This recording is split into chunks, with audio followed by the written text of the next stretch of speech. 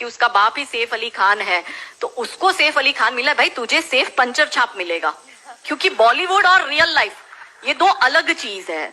पर हमारी बेटियां ये समझती नहीं। तो 13-14 साल की बच्ची के दिमाग में ये कि अगर प्यार करना है तो मुसलमान से करो, मैं इतिहास में छप जाऊंगी, मेरी तो लव स्टोरी बन जाएगी। फिर वो अलग बात है, वो 35 टुकड़ों में आती है।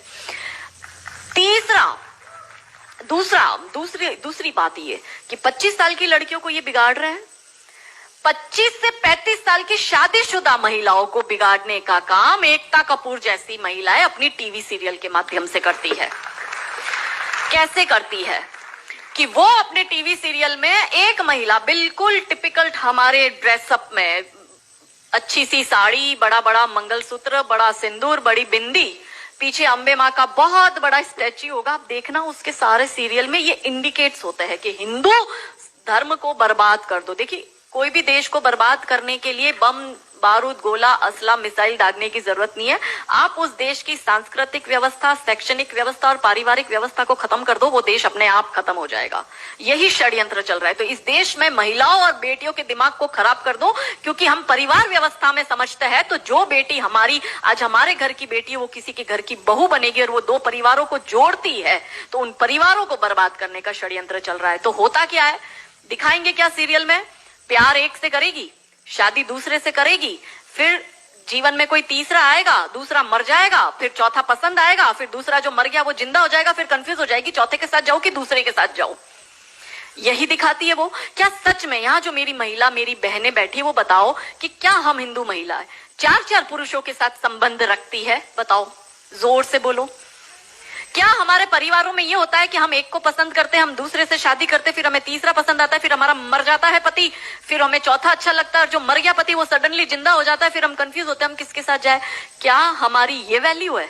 यही सीरियल हम देखते हैं और हम तालियां बजाते हैं, और हम हमारी बेटियों को भी यही टीवी सीरियल दिखाते हैं। और इन सारी टीवी सीरियल में एक ही चीज कॉमन क्या है?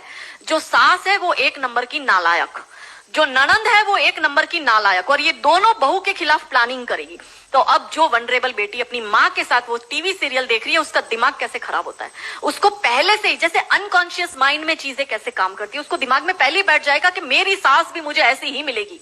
क्यों हमारे हिंदू परिवार टूट रहे हैं? क्यों आजकल हमारी बेटियों को जॉइंट फैमिली में रहना पसंद नहीं आता है? उसे शादी के दूसरे दिन अलग होना है। वो पहला फोन अपनी माँ को करेगी और माँ कहती है ज्यादा चिक चिक करे तो तू आ जाना मेरे घर में। हमारे माता पिता ने हमें ये सिखाया था कि तेरी डोली उठ रही है, तू इस घर में वापस तभी आएगी जब तुझे प्यार से आना है, तू तेरी अर्थी वहीं से ही उठेगी, हमें तेरी घर में एंट्री नहीं देंगे। ये हमें बचपन में सिखा दिया गया था। इसलिए आज भी हम जॉइंट फैमिली में रहते हैं, हम ससुराल में रहते हैं। भारतीय सांस्कृतिक व्यवस्था, पारिवारिक व्यवस्था को हमने बनाए रखा है। फिर एकता कपूर क्या करेगी? अनुपमा जैसी सीरियल में, ये एक ऐसी सीरियल है इसमें इतने ब्रेकअप और इतने डिवोर्स दिखा दिए कि इतने तो मुझे लगता है यहाँ जितनी मेरी बहनें और जितने मेरे भाई बैठे, इनके जान पहचान परिवार पूरे खानदान में नहीं हुए होंगे, इतने उस एक सीरियल में दिखाए। अब हमारी बेटी जो वहां जाती है, उसको लगता है मेरी ननंद नालायक, मेरी सास नालायक। इसलिए अब देखो सास बहू में निपती नहीं। पहले कैसे निपती थी, पहले कैसे रहते थे? और तीसरा जो मैंने कहा OTT, 35 से 45 वर्ष तक की महिला जो कि वर्किंग विमेन है, जो जॉब करती है, उस महिला को कैसे दिमाग खराब करना है फेमिनिज्म के नाम पर। यदि आप नौकरी कर रही है तो आपको परिवार नहीं चाहिए, आपको पति नहीं चाहिए, आपको सास ससुर नहीं चाहिए, वो सब आपके पैर की जूती, क्योंकि आप वर्किंग विमेन है, आप नौकरी कर रही है। और एक हाथ में दारू का ग्लास, दूसरे हाथ से सिगरेट फूको, अंग्रेजी में बड़ी बड़ी गालियां बको और आप अपने आप को फेमिनिस्ट कहो। क्या ये फेमिनिज्म है? ये फिल्म क्यों नहीं बनाते नायिका देवी पर, दुर्गावती पर, रानी कमलावती पर, रानी चिन्नमा पर, रानी अब्बका पर, रानी लक्ष्मीबाई पर? ये ऐसी फिल्म क्यों बनाते हैं?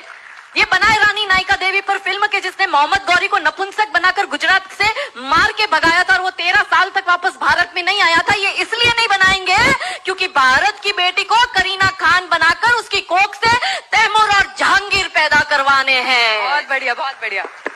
ये नहीं चाहते कि हमारे देश की बेटी दुर्गा